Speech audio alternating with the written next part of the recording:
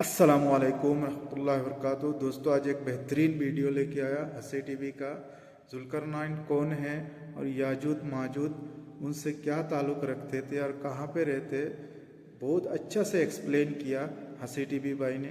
دھیان سے دیکھیے، انشاءاللہ بہت اچھا لگے گا۔ ذوالقرنین کون تھے، یاجوج ماجوج سے ان کا کیا تعلق تھا اور یہ مخلوق اس وقت کہاں پر موجود ہے؟ اپنی لاسٹ ویڈیو کے اندر ہم نے انہی سوالات کے جوابات قرآن و حدیث کی روشنی میں جاننے کی کوشش کی تاکہ ایک بار ان لوگوں کی کنفیوژن کو ختم کیا جا سکے جو کہ قرب قیامت کی اس نشانی کو لے کر اب تک کنفیوز ہیں، اور جدید دور کے موٹیویشنل سپیکرز اور سائنس فکشن کہانیوں سے متاثر ماہر قرآن کو سن کر انہیں کوئی ایلین مخلوق سمجھتے ہیں جو کہ دنیا سے دور کسی اور پلینٹ پر یا پھر سیارے پر آباد تھی اور ابھی بھی وہیں پر موجود ہے، اور قیامت کے قریب حضرت عیسیٰ علیہ السلام کی واپسی کے بعد یہ آزاد ہوگی۔ یہ ٹاپک کیونکہ بہت ہی ڈیٹیلنگ اور کمپلیکس ہے، لہٰذا ایک ویڈیو کے اندر اس کی ہر ایک ڈیٹیل کو بیان کرنا ممکن نہیں تھا، جس کی وجہ سے لوگوں کو بھی ابھی تک اسے سمجھنے کے اندر بہت کنفیوژن ہے۔ لہٰذا لاسٹ ویڈیو پر سب سے زیادہ پوچھے جانے والے سوالوں کا جواب ہم اس ویڈیو کے اندر جاننے کی کوشش کریں گے۔ تیسرا سوال کہ جب یاجوج ماجوج نکلیں گے تو پورے سمندروں کا پانی پی جائیں گے اور اشکنازی جیوز تو ایک انسانی مخلوق ہے، وہ ایسا کیسے کر سکتے ہیں؟ پہلی بات کہ حدیث مبارکہ کے اندر کسی سمندر کا ذکر نہیں ہے، بلکہ ایک صاف پانی کی جھیل کا ذکر ہے جس کو جھیل تبریہ بھی کہتے ہیں۔ جھیل اور سمندر کے پانی کے اندر زمین آسمان کا فرق ہوتا ہے۔ سمندر کے پانی کو ڈائریکٹلی کوئی انسان یا جانور کبھی نہیں پی سکتا، کیونکہ اس کے اندر اتنا نمک ہوتا ہے کہ ہارٹ اٹیک اور کڈنی فیلئر سے اس انسان اور جانور کی فوراً موت ہو سکتی ہے۔ اور لاجیکلی سپیکنگ اگر یہ مخلوق تعداد کے اندر اتنی زیادہ ہے کہ زمین پر اترتے ہی وہ سمندروں کا پانی پی سکتی ہے، تو اب تک وہ یہ پانی کیسے پی رہی ہے؟ اب تک ان کی پانی کی ضرورت کو کون پورا کر رہا ہے؟ حدیث مبارکہ میں بیان ہوتا ہے کہ جب یاجوج ماجوج نازل ہوں گے تو ہر بلندی سے اترتے ہوئے آئیں گے اور تعداد کے اندر اتنے زیادہ ہوں گے کہ جب ان کا پہلا گروہ جھیل تبریہ کے پاس سے گزرے گا تو سارا کا سارا پانی پی جائے گا، اور جب ان کا آخری گروہ پہنچے گا تو وہ کہے گا کہ یہاں پر کبھی پانی ہوا کرتا تھا۔ کیا آپ جانتے ہیں کہ خاص طور پر جس جھیل تبریہ کا حدیث مبارکہ کے اندر ذکر کیا جا رہا ہے وہ کہاں پر ہے؟ اسرائیل میں۔ جی ہاں، اسرائیل کے اندر، جس کا پانی صبح و شام اسرائیل کے لوگ اپنی فصلوں اور پینے کے لیے استعمال کر رہے ہیں۔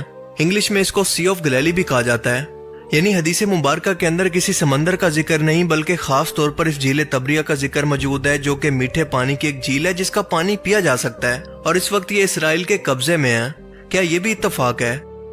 یاجوج ماجوج کے اس گروہ کو آپ اس قوم خضر کی ہر آنے والی اگلی نسل تصور کر کے اس کا مطلب سمجھنے کی کوشش کریں کہ ان کی اگلی نسل آہستہ آہستہ اس پانی کو پی کر اس جھیل کو خشک کر دے گی۔ یاد کریں کہ حدیث مبارکہ کے اندر یہ بیان ہوتا ہے کہ جب یاجوج ماجوج کھول دیے جائیں گے تب اس جھیل کو خشک کریں گے۔ اور اب اگر میں آپ سے یہ کہوں کہ یہ جھیل تبریہ بہت جلد خشک ہونے کے انتہائی قریب ہے، تو کیا آپ میری بات پر یقین کریں گے؟ جی ہاں، یہ قوم خضر، اشکنازی جیوز یا پھر موجودہ دور کے اسرائیل کے جیوز اس تمام پانی کو پی چکے ہیں۔ ماہرین کے مطابق اس جھیل کے اندر پانی کی سطح اس قدر کم ہو چکی ہے کہ دوبارہ یہ اپنی اصلی حالت کے اندر کبھی واپس نہیں آ سکتی۔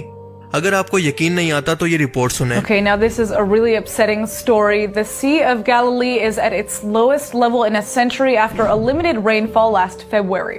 Northern farmers even fear that they will have to stop watering huge swaths of cultivated land unless the government steps in. The waters of the Sea of Galilee are now at their lowest on record, and officials say, are set to fall even lower.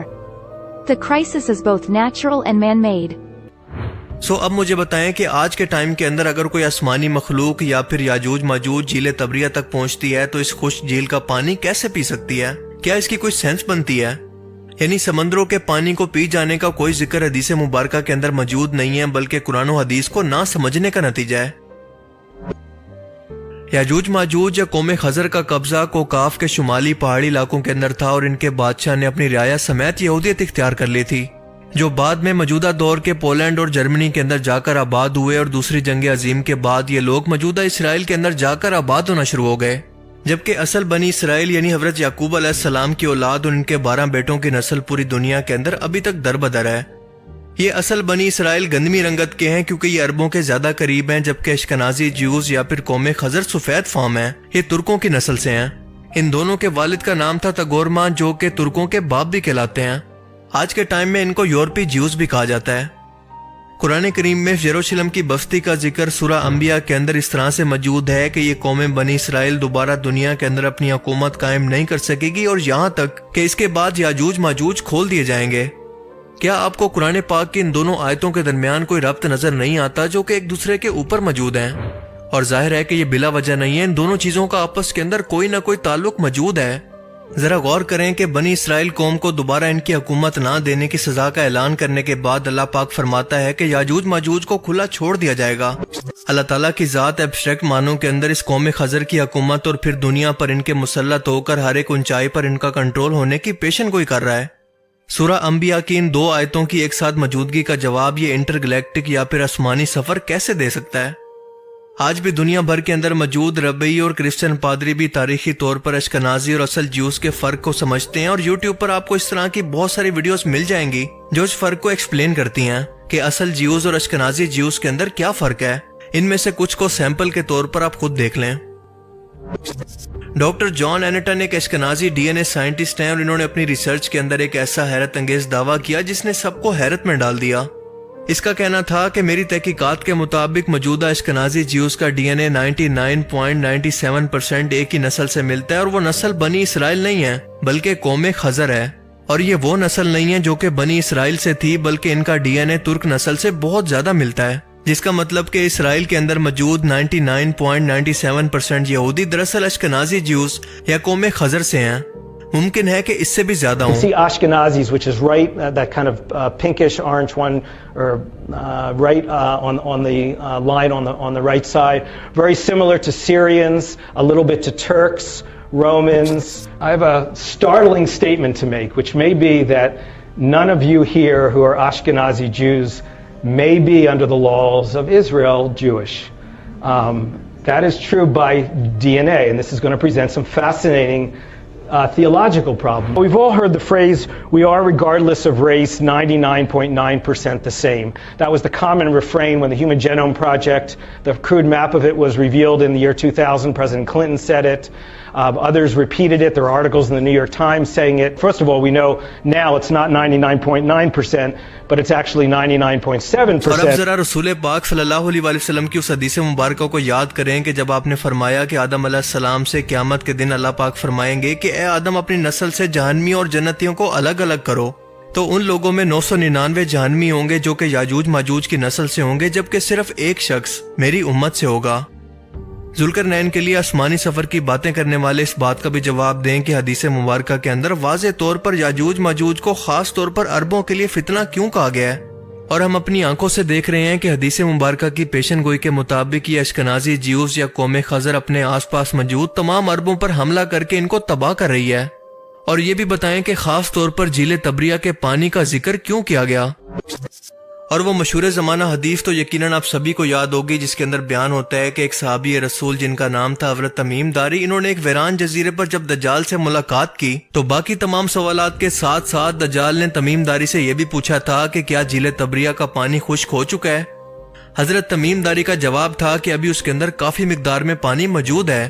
دجال نے یہ سن کر کہا تھا کہ بہت جلد اس کے اندر پانی خشک ہو جائے گا اور مجھے باہر نکلنے کی اجازت مل جائے گی۔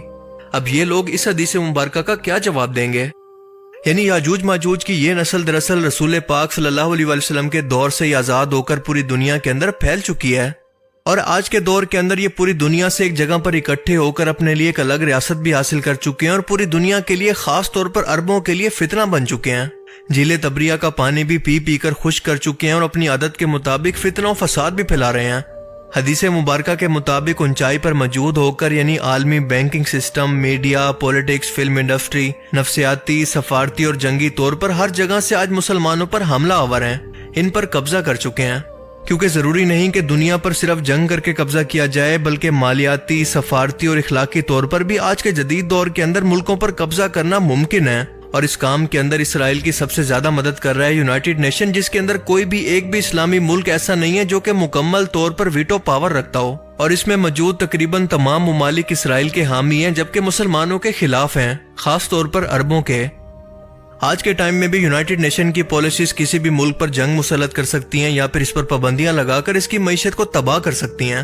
اور یہی مطلب تھا ہر اونچائی سے اترتے ہوئے مسلمانوں پر حملہ کرنا، اور قرآن نے یہ بات ایبسٹریکٹ معنوں کے اندر کی تھی جس کا مطلب آج بھی 99% لوگوں کو سمجھ نہیں آ رہا۔ ان کو انتہائی کنفیوز کر دیا گیا ہے۔ شروع سے ہی ایلین جیسی مخلوق کا تصور ان کے دماغ کے اندر اس قدر بٹھا دیا گیا ہے کہ ان کے لیے تصور کرنا بھی مشکل ہے کہ یہی وہ مخلوق ہے جو اس زمین پر موجود ہو کر اپنی تعداد کو مسلسل بڑھا رہی ہے اور اپنے آس پاس مسلمانوں پر خاص طور پر حملہ آور بھی ہے۔ جبکہ اللہ تعالیٰ نے سورہ کاف کی آیت 98 کے اندر فرمایا کہ ذوالقرنین نے یہ دیوار بنانے کے بعد فرمایا کہ یہ میرے رب کا فضل ہے، اور جب وہ وقت آئے گا تو وہ اس دیوار کو مسمار کر دے گا، بے شک میرے رب کا وعدہ سچا ہے۔ اور اسی وعدے کے بعد دربند کی یہ دیوار جو کہ موجودہ داغستان کے دربند کے علاقے کے اندر موجود ہے مسمار ہو چکی ہے۔ حضرت عیسیٰ علیہ السلام کی زمین پر واپسی اور دجال کو قتل کرنے کے بعد یہی یاجوج ماجوج اپنا آخری حملہ کریں گے جو کہ کسی بھی صورت میں ہو سکتا ہے، اور یہ ان کے لیے وہ سزا ہوگی جو کہ انہوں نے حضرت عیسیٰ علیہ السلام کی اس سے پہلے پیروی نہ کی اور ان کو قتل کرنے کی کوشش کی۔